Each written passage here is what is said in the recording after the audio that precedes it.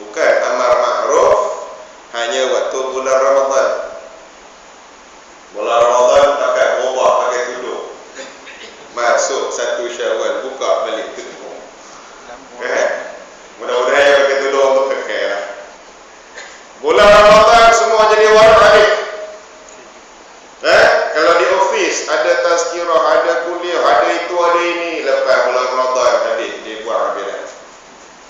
Berdalam Ramadan ngaji di masjid, tarawih penuh. Lepas bulan Ramadan tak jumpa pintu masjid Melayu ni.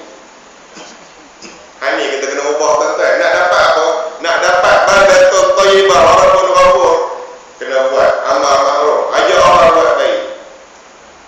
Ajak masyarakat buat baik. Jangan halang sebarang bentuk kebaikan. Jangan halang tazkirah. Jangan orang senayang nak tarawih pun marah, tazkirah pun marah, semua nak marah. Orang nak ajak buat baik, kita kena raikan bulan Ramadan. Jadi tuan-tuan, bila ada perbuatan amar ma'ruf, hendaklah digalakkan, bahkan diberikan peruntukan oleh kerajaan. Kerajaan kena bagi peruntukan yang baik. Jangan nak buat masjid, nak bina surau, dia jadi susah dan liat. Kita pergi jenuh, naik turun minta bantu buat masjid. Dia kata, ni orang masjid ni tak ada kerja lain, dia minta sedekah. Tu panjat pejabat kerajaan, tak maulah jawab macam tu. Kita ni nak menegak syiar Islam. Kita nak buat masjid ni, nak besarkan masjid, nak tambah ekor. Bukan saja nak diminta sedekah. Kita nak ajak orang yang paling bertanggungjawab, iaitu orang yang ada kuasa untuk bantu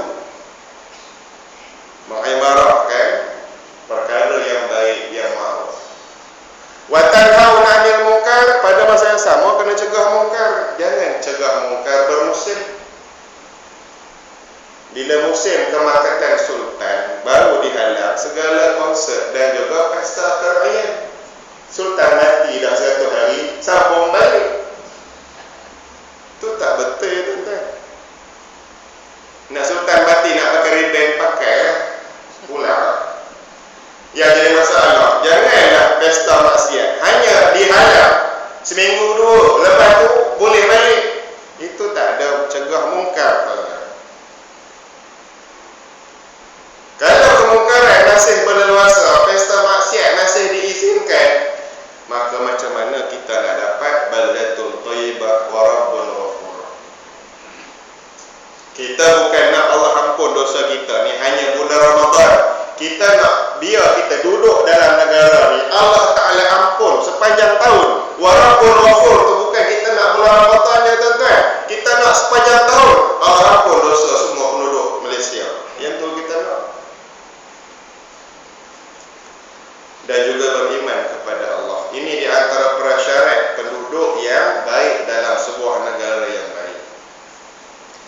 Tuan-tuan yang rahmati Allah Ta'ala sekalian, kemudian kata Dr. Zulkifli Al-Bakri disebut lagi dalam kitab tersebut, antara ciri-ciri negara yang nak dapat keampunan Allah, mestilah menunaikan beberapa perkara penting. Mestilah menunaikan hak yang penting. Mestilah melaksanakan kewajipan menjaga 6 perkara. Negara yang baik mesti jaga 6 perkara ni. Yang pertama ialah mestilah menjaga agama. Negara yang baik, yang makmur, nombor 1 mesti jaga bab agama, jaga akidah. Sebab itulah tuan-tuan, Nabi pernah bersabda dengan tegas, man baddala dinahu faqtuluh. Siapa yang murtad, hendaklah dihukum bunuh. Ini suatu ketegasan Nabi dan dibuktikan oleh Sayyidina Abu Bakar selaku pemerintah yang pertama selepas wafatnya Rasulullah. Abu Bakar nombor 1 yang dilaksanakan oleh Abu Bakar bukan memakmurkan ekonomi Madinah, tetapi nombor 1 yang dibuat oleh Abu Bakar menghapuskan golongan murtad. Zaman Sayyidina Abu Bakar, bila Nabi wafat, nombor 1 orang murtad kerana Musailamah. Kita ingat orang Arab dia ada Nabi palsu, orang Melayu pun ada. Kita baca hadis dulu tuan-tuan, lebih kurang ada 30 Nabi palsu sampai hari kiamat. Nabi palsu yang pertama muncul waktu zaman Sayyidina Abu Bakar, orang angkat Nabi palsu. Bila angkat Nabi palsu, maka mereka menolak Al-Quran. Dan Al-Quran sebut wa khatamun nabiyyin. Nabi yang terakhir ialah Nabi Muhammad. Tak ada Nabi dah. La nabiyya ba'da. Tidak ada Nabi lagi selepas Nabi Muhammad. Bila manusia tolak Quran, tolak hadis, dia engkar kepada iman, kepada baginda Nabi, maka mereka ni murtad. Bila murtad, Abu Bakar tak rira tuan-tuan. Kalau seorang boleh panggil, penggai kepala, kalau dah jadi kepala tentera, akhirnya Abu Bakar berperang dengan mereka sampai boleh dihapuskan semua rombongan murtad ni tuan-tuan. Yang kedua, ada juga orang murtad kerana menafikan wajibnya zakat. Mereka tak mengaku zakat ni wajib. Mereka kata zakat ni dah tak wajib selepas Nabi wafat. Zakat dah tak wajib dah. Mereka pergi sembahyang di masjid, mereka pergi haji, mereka tutup aurat. Cuma mereka tak membayar zakat kerana zakat sudah tidak wajib. Orang sembahyang tuan-tuan, Abu Bakar pergi perang bunuh. Kalau hari ni tengok tuan-tuan, pening pun nampak pula. Walaupun dia sembahyang, walaupun dia menunaikan puasa, walaupun dia pergi haji, kalau tolak wajibnya zakat, maka hukumnya murtad. Abu Bakar perang habis. Segerombolan orang murtad menolak wajibnya zakat. Kadang ada lagi tuan-tuan, Sayyidina Abu Bakar zaman ni tuan-tuan, ramai kena penggai kepala maknya. Bakar tolak hukum Quran. Walaupun dia mengaku zakat wajib, puasa wajib, tapi tak mengaku wajibnya hukum hudud, kisah dan takdir, maka kalau Abu Bakar masih ada tuan-tuan, kena penggai kepala yang ada di Malaysia. Tuan-tuan yang dirahmati Allah Ta'ala sekalian, yang pertama, jaga akidah. Abu Bakar dah buktikan dia jaga akidah umat Islam. Nak menampak orang berwafur, mesti jaga akidah. Kalau hari ni ada banyak pusat serenti, banyak apa lagi, penjara, pusat pemulihan akidah ada berapa buah tuan-tuan? Ni nak pulih balik akidah Syiah, orang yang berakidah dengan Jabariyah, orang yang berakidah dengan ayat pin, orang yang berakidah dengan Rasul Kahar Melayu tu. Di mana pusat nak pulih akidah orang yang sudah sesat? Tak ada tuan-tuan. Tak ada. Kalau banduan dan pusat serenti boleh tanggung RM35 sehari, tu baru makan, belum habis elektrik lagi tuan-tuan. Makan RM35 satu kepala. Alangkah baiknya kalau ada pusat untuk pulih balik orang-orang yang rosak akidah, termasuk yang orang yang rosak akidah tapi tak perasan. Banyak juga. Banyak. Dia tak main mengaji, dia tak tahu. Pulihkan balik. Perkara kedua yang mesti dijaga oleh sebuah negara selain jaga akidah, nombor 2 ialah negara tersebut mestilah menjaga nyawa manusia. Sebuah negeri yang baik, dia kena pastikan nyawa rakyat dia aman, tentram, tanpa sebarang berlaku jenayah dan kekejaman. Sebuah negeri yang baik mesti jaga nyawa. Sebab itulah dalam surah Al-Baqarah, sebelum kita jumpa ayat kutiba alaikumus shiyam, kita jumpa dulu ayat ya ayyuhalladzina amanu kutiba alaikumul qisasu fil qatla. Telah diwajibkan ke atas kamu wahai umat Nabi Muhammad hukum qisas. Wajib kutiba alaikumul qisas. Wajib melaksanakan hukum qisas dalam kes pembunuhan. Yang dibunuh mestilah dibalas bunuh. Ini hukum qisas sudah ada dalam Quran. Apa tujuan hukum qisas? Tujuan hukum qisas nak jaga nyawa manusia. Apabila kita tolak hukum qisas,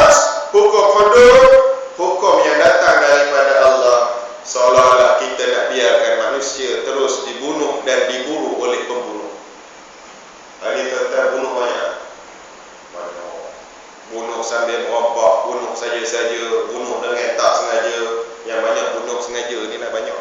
Bunuh upahan. Pembunuh ni takut dah tuan-tuan? Tak takut. Dalam hukum Al-Quran, pembunuh dengan sengaja mestilah dibunuh. Hari ni pembunuh, kalau dia tak terlampau ganas, tak kerat 18, dia tak kena hukum gantung, penjara 18 tahun. Anak-anak isteri si mati yang kena bunuh tidak mendapat pembelaan. Hak pembunuh penjara 15 tahun. Biasanya tak sampai 15 tahun. 8 tahun dah boleh keluar berkelakuan baik. Waris si mati dapat apa tuan-tuan? Dia tak dapat tuntut nyawa. Kita manusia yang normal, nyawa mesti dibalas dengan nyawa, hutang darah mesti dibalas dengan darah. Maka Allah turunkan hukum qisas. Waris si mati berhak tuntut di mahkamah, kami nak nyawa orang yang membunuh bapa kami. Allah bagi keadilan kerana nak jaga nyawa manusia. Allah yang bagi nyawa, Allah yang cipta manusia, Allah yang memberikan keadilan kepada nyawa manusia.